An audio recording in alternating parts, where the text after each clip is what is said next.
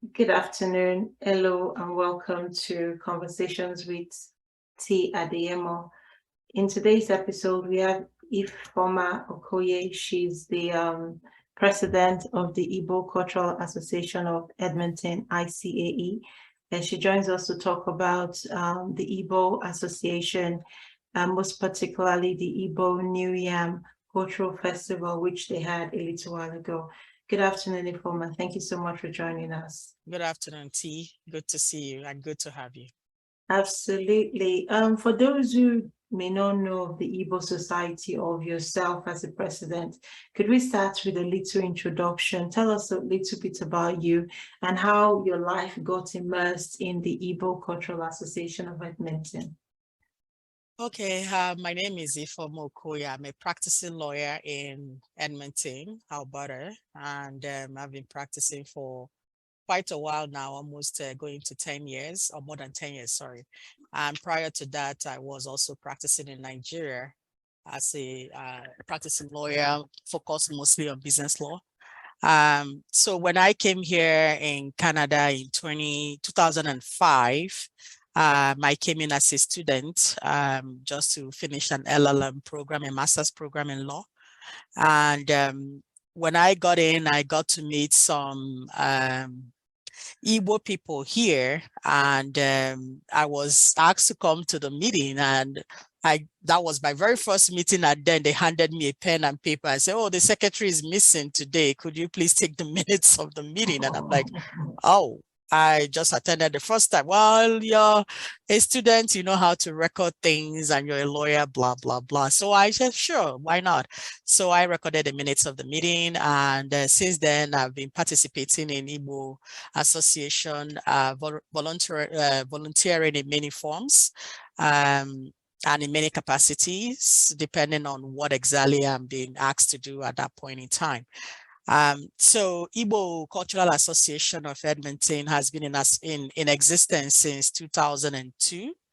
And November of 2002 was when it was formed by a group of people that wanted to have an opportunity to, or wanted to create a forum for Igbos to gather together, share ideas, talk about things that matter to them, and also to make sure that the culture, Igbo culture, is actually upheld and transmitted to the children, and that the children of Igbo people will have a place to belong to, and a place that they can feel that they are one with their own people, as well as to also strengthen their identity. So that was the idea behind a few individuals that came together and formed the association. And so following that, the association has gone through many leaders in the past. And also the association also has a board of directors that are made up of men and women. We believe in allowing our women and the men, and also the youth. We do have some positions for the youth to participate in the organization. So that's how we've been operating. And we've got bylaws and all of that and policies that do regulate how we do things. And we do have events, and just like T mentioned, the most recent one that we had, which was our very first one in Edmonton, was the Iriji Festival, or the New Yam Festival, that we celebrated on August 6th of 2022. So I think that's a snapshot of the Igbo Association and myself. If there's anything else that you need to ask me, let me know. Okay, thank you very much. That was a very deep, very detailed and in-depth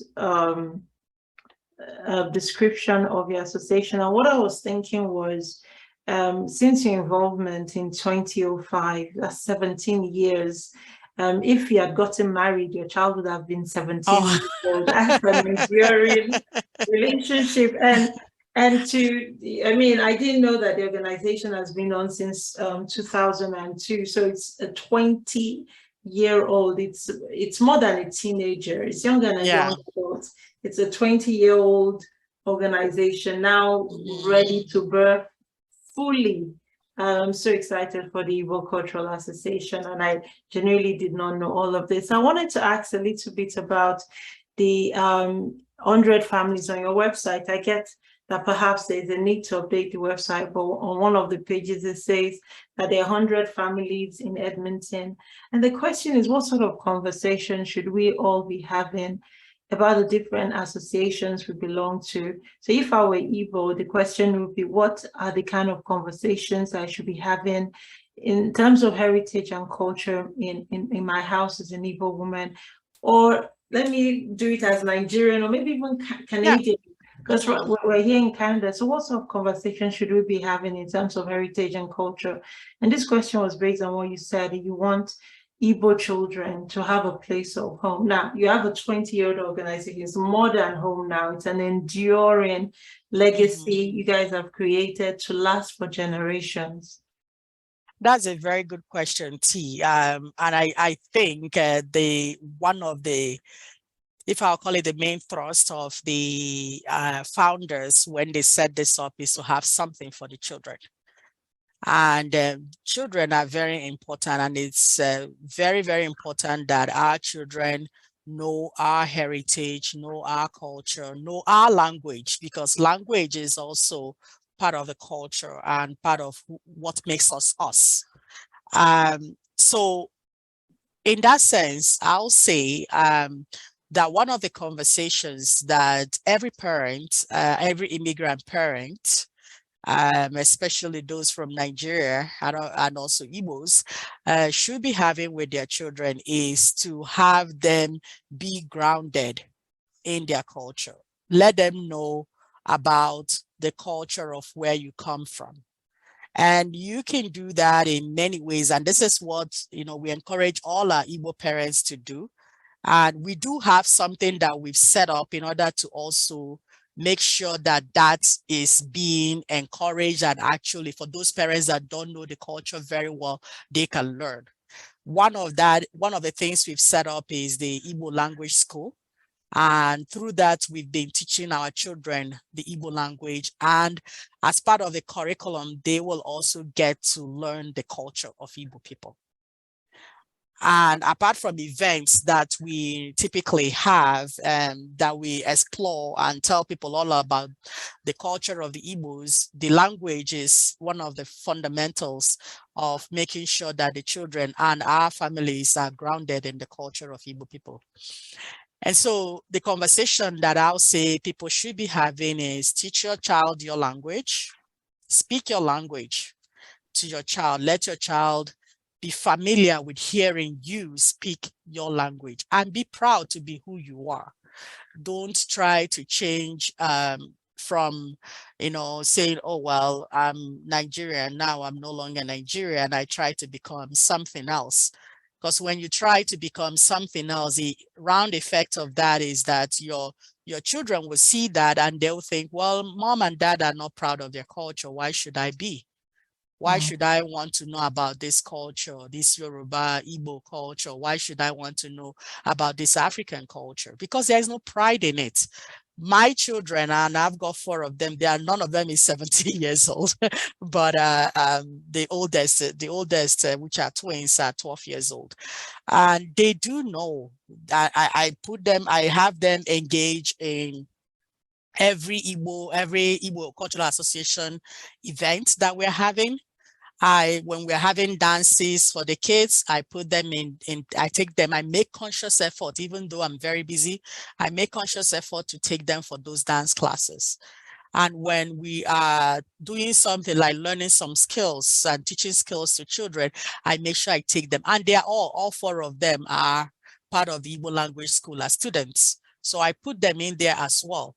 And when we go for events, we try and get them to wear the traditional outfits of the Igbos so that they can see, oh, well, I am also Igbo, even though I am born in Canada, I'm Canadian, but I'm also an Igbo person. So actions like that, positive and I would say self-affirming actions will help to, have the children be very grounded and help them in their identification of themselves as people who are not just Canadians, but also people who come from somewhere else. Thank you very much. Even me, I'm being educated here as a parent, and I like when you say you're very busy, but you still get your children to the dance routine, to wear the native attire when you have Igbo events. And I know this because I feel a sense of pride when I wear my own traditional outfit. And it's a pride that has been enshrined into my DNA, because I remember in Nigeria, I'll wear my traditional outfit and my dad would just be clapping for me. It would make me feel like I'm standing on stars. So no one can take that away from me. So I hear what you're saying, that it's very important that we bring our children up to recognize and appreciate the culture. We're not just Canadians, like you said. We're Igbo Canadians. We have traditional roots which run deep. Well, what I want to ask you now may be an unrealistic question, but I want you to reflect for me for a minute. In all cultures, there are certain aspects that you want to run away from. In the Yoruba culture that I belong, one bit that we've heard over and over and over again is the nasty mother-in-law. We see it on Nollywood, we hear our friends say, so it's not like a stereotype that mother-in-laws have to be witches, they have to be nasty, this one and that one. So I'm just wondering, in terms of education, are there any particular culture that we find, maybe the mother-in-law thing actually is not a culture, that we find in Nigeria, but we do not want our children to embrace, as maybe it's negative, or maybe there's just no sense of value to it? Anything like that? I can't think of any like traditional culture that I'll say, they can run away from. But I guess it's a question of where is a person leaning towards in terms of religion. Because some people, based on their current religious belief, will say that certain cultures or certain things that are done in the past, like, paying tribute to the land, paying, saying some things, incantations and stuff like that are, not good. Right? And based on that, they would say, I don't believe in those, and I don't want to be part of those, and I don't want my children to be part of it. Now, what I do, or what I'll say, is that before you say that a particular way of life, right? Because culture is a way of life. Before we say that a particular way of life is definitely not something that you want to associate with, first of all, try and understand, try and read and research and understand why that way of life began in the first place. And if you do have an understanding as to why that way of life began in the first place, then you're able to make an informed decision. For instance, things like paying tribute to the Mother Earth. I'm a Christian, by the way. Things like paying tribute to the Mother Earth, some people will say that is worshiping idol. But when you really think deeply about it, everybody is from sand that we are made of, and to the sand that we shall return. So Mother Earth is the mother of everything at the end of the day. Is the soil that the food that you grow comes out from, and actually is God really giving you all of that. And when you listen to certain things, that when people say incantations and all of that, if you listen, if the incantation is giving praise to Chukwu Okike, that's God Almighty, it's still praise to God. It's just that the person does not believe in praying through Jesus Christ or praying through Muhammad or some other person that they believe in, right? So that's why I would say, educate yourself first before you say a particular culture belief is there are some that I really believes that don't make sense. I know in the olden days in my area, I know in the olden days in my area that there was a killing of twins, so way back when. That, of course, when you look at it, is a belief and culture that was based on ignorance, not really understanding how twins are formed. So in that case, you can definitely say, yes, this is not a good culture. This is something that is based on ignorance. We should not continue this. Another culture is, how they say, if you're coming from, what is it called? If you're coming from a family where you're royalty and that you should only marry somebody from royalty. Again, says who? So, there are some cultural beliefs that over time should be modified or modulated by how people live today. But one particular culture that I would say is now a modern culture that wasn't part of the original culture of the people of, say, for instance, Nigeria, is where we are now trying to mimic things from people that are from abroad, or mimic things as to how people wear clothes, where you will go for a traditional event, rather than be dressed in your traditional culture, you're dressed in a shirt and tie and suits, and the lady is dressed in a nice gown that is very sleek. That's not the culture, really. So I know some people will say, oh, what is she talking about? I just want to dress how I want to dress. But again, it depends on the intent behind the dressing. Are you dressing that way simply because you feel that that's not the right way to dress or something? I don't know. So But just put it out there. some people may not even have links with Nigeria anymore. I mean, well, just Exactly. they've moved out, or maybe they are third, fourth generation now, and the person to get them the traditional outfits is no more. They have no authentic link. And we hear so many horror stories where you send money, could you get me this? And the person runs away with your money and whatever it is you want them to buy. You contracted them to buy, never shows up. But I hear what you're saying, and it takes me, I really like how you have liberally educated also on symbolism, really, on how to maybe interpret some of the cultural traditions, to go back to research and to see if maybe in light of Christianity, any modern day relevance to 2022. It takes me to the Irji Festival, or the New Yam Festival. I saw it on, I was following it that day on Facebook, on YouTube. But what struck me was the symbolism symbolism associated with some of the things maybe as Christians now we would have wanted to leave behind, like the masquerade. I come also from Nigeria, and I've heard so many stories, anecdotes around masquerades and that tradition. As much as it looks really nice, as much as it looks so entertaining, and it makes beautiful Instagram photos, personally, I would not move next to any masquerade because of what maybe I have known. So I mean, I don't want it to water down the significance of the New Yam Festival. So my question is, why did you guys decide to put on New Yam Festival? And what would you say to people who may have felt just a little bit uncomfortable about some of the symbolisms that came out for them on that day? Well, the New Yam, or the yam itself, is, if you read the write-up that we had in our magazine that was sent out as part of published as part of the event, yam is very symbolic in Igbo, and I believe in a lot of African, and including, I think, Yoruba, and in a lot of African countries.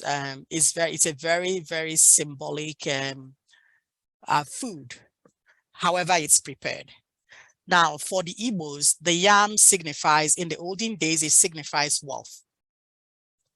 You know a man's wealth by the number of yams in his yam barn, or number of yam barns that the man owns. So, and that is one measure of wealth for the traditional Igbo man in the olden days. The second thing that why yam is symbolic is that yam is also in the olden days, and even now, in some parts of Igbo land, if you want to marry a woman, you'll be required to bring certain amounts of yams as part of the bride price, or as part of what you put together in order to now put the money on top as part of what you're using to marry the woman. Yes. So it's got that significance, plus also the fact that it's a major staple, food staple for a lot of people in Igbo land. If you have yam to eat, you're fine. You just eat yam morning, afternoon, night, however you want to cook it. And it's delicious. And I know in Yoruba culture, there is a specific type of yam that they said, if you take it every day, it increases, what is it called? Fertility. Fertility. And it can actually make the woman have twins. That's what I've heard. It could be right, could be wrong, but that's the story that is out there. And then I think it's prepared in a special way, a certain way for the Yorubas. So going back to the New Yam Festival. So when the yam is harvested, typically as part of the culture of the Igbos, there is an event that is held in order to thank God for the harvesting of that yam, for a successful yam harvest. These days in the Canadian culture, this is called Thanksgiving. Okay. In Igbo culture, that is New Yam Harvest, New Yam Festival. Okay, thank you. So yeah, so you're thanking God. So a question then becomes, if you're a Christian, how do you do your Thanksgiving? And if you're a traditionalist, how do you do the Thanksgiving and all of that? And so for the Igbos too, when they're having that New Yam Festival, there is a specific way before the yam is eaten. The yam will be roasted. It's brought after an offering of prayers. It's cut up. You know, they cut up the yam. The elders will cut up the yam, and the yam will be shared amongst all the people that were there. This also happened at our Ibeji festival this year. The yams were cut up. People ate, had a taste of the yam with the pepper and the red oil sauce. So they used that to eat the yam at the event, and it was delicious. They all enjoyed it. It's basically thanking God. Now, the other activities surrounding the Yam Festival are all more like entertainment, fanfare. Okay. Masquerade is not fully associated. Yeah, but it is entertainment that is typically, it's entertainment that is typically given at the New Yam festivals. So people will always expect to see masquerade, different kind of dances, different kind of performances. It's cultural. It's cultural. And, you know, people have their own misgivings about masquerades, but I'll say my brothers, in my culture, my part of Igbo land, you know, women are not part of the masquerade. And I think that's the thing for the whole of Igbo land. Women are not part of masquerade. But typically male children join the masquerade, what will I call it, group, and they are taught how to dance the masquerade dance. It's, when you really look at it, it's something that is beautiful, but everybody has their own views as to why they think is something to be afraid of, and is something to stay away from. Though, and again, I'm not waiving the fact that some people may use masquerade for other, you know, purposes that are not good cultural purposes. They may use it for something else. I don't know, and I'm not here to speak about that. I mean, for what's the good this has shown me is I've never seen the New Yam Festival as on par with Thanksgiving. I know Thanksgiving is a North American experiment, is the way they do their things. And I know in African cultures, in African settings, we thank God before we start to participate in Thanksgiving. So I hear and appreciate that sort of understanding, because I wouldn't have known. And I suppose my own entrance to masquerades will also may also have been informed by the Yoruba literature I've read, may also have been informed by stories may also have been informed by this and that, not anything set in stone. Again, it's cultural and artistically, it looks really nice, and it looks, yes, the festival is here. I want to say thank you so much for elaborating. So one other question I had about the festival, is it August that yams are harvested in Nigeria, or they're harvested in July? No, in Igbo land, harvest of yam is in August. Okay. Yeah, and that's why we wanted to have this ceremony in August, so that it coincides with what's happening in Nigeria. July is still the rainy season, and it's still when farming is occurring. So June, July, they start cultivating in end of May, June. And by July, things are still tending to things, but August harvesting actually starts. I've been to many African stores, and this is not nearly related to the New Yam Festival, but the yams that we buy here are actually imported from Ghana. So for this festival, did you get the yams from Nigeria, or you just went to the African store and bought the yams from Ghana? I prefer not to answer that question. Each time I see Ghanaian yam, it pains me. It pains me because I think as Nigerians, we probably should do better in exporting our own yam. So I buy it, but I'm in pain. Like, I wish this were Nigerian yam, and I wish the money I was paying was going back to our own farmers. I agree. I agree. It would be good if we have more of the yams that we get from Nigeria being sold by our Nigerian store owners, African store owners, because that will really make a lot of difference. Is that part of the mandate? Is that part of the Igbo Cultural Association's mandate, or this is way out of? No, it's part of our mandate. Oh, you mean to have a store, or what exactly? If the New Yam Festival is your thing, then on that day we want to support Nigerian farmers. If we can get the yams here, then we'll come and buy. Then we know that money will go back to the motherland, and some people may be blessed as a result of our purchases. That's a very good point. I'll take that back to my board, because I mean, if we start, I'm bearing in mind that we had a very short time period to put together this. Yeah, I think we effectively started working on the New Year festivals in earnest in 1 month. That's 1 month after we had our picnic, ICAE picnic.